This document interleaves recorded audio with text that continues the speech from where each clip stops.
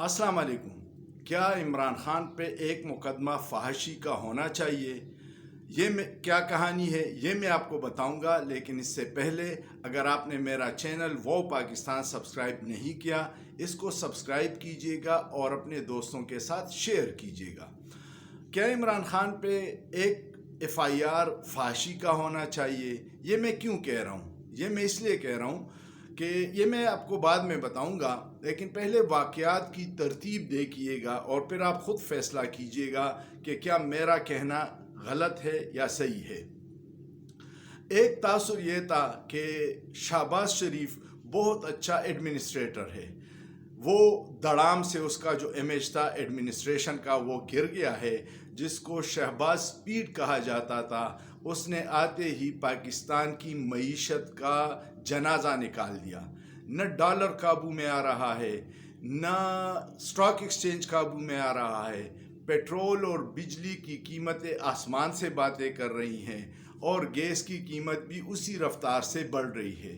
अब सुनने में आ रहा है कि 8 रुपये बिजली की कीमत और कुछ पेट्रोल और डीज़ल की कीमत में भी जून के आखिर और जुलाई के 15 तक और इजाफा होगा। ये ऐसे इक़दामात हैं जिससे मईशत का और बेड़ा गर्क हो जाएगा।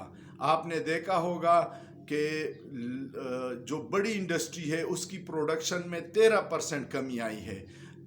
एक्सपोर्ट में आपके तकरीबन 10% की कमी आई है, जिससे हमारी मईशत चल रही थी। आपके रिज़र्व जो हैं वो 22 अरब डॉलर से कम होके कोई 8.75 बिलियन डॉलर रह गए हैं। ये सारी इक़दामात करने होने के बाद क्या आप समझते हैं कि इमरान खान ने शहबाज शरीफ को नंगा नहीं किया? अब आते हैं मीडिया की तरफ।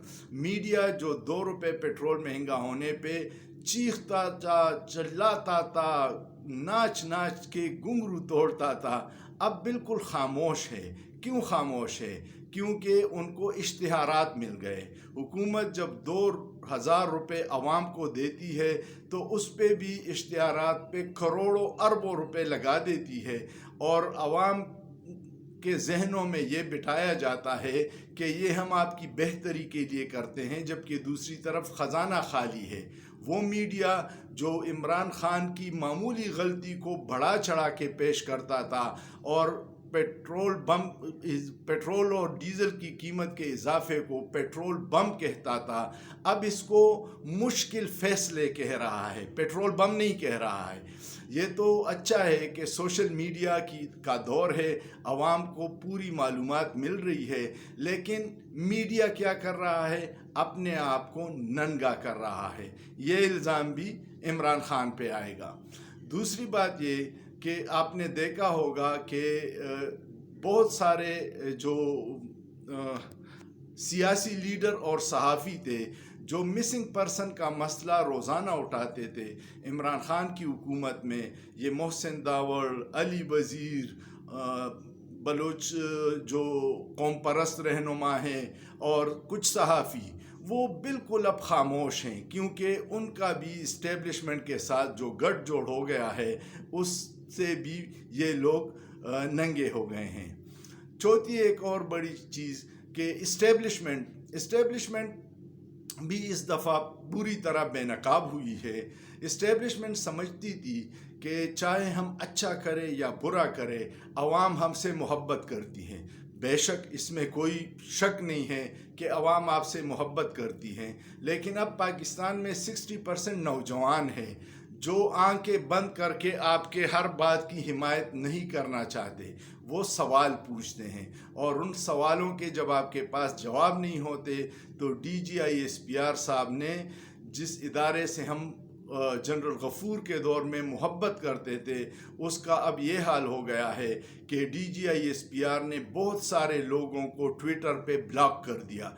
क्या सवाल के जवाब आपके पास न हो तो उसका हल ब्लॉक करना है? ये और कन्फ्यूजन पे ला रहा है कि आप कुछ छुपा रहे हैं। तो इस तरह इस्टेब्लिशमेंट को मजमूई तौर पर बेनकाब किया है, कुछ लोगों को इनफरादी तौर पर बेनकाब किया है और आवाज़ें इदारे के अंदर से आ रही है।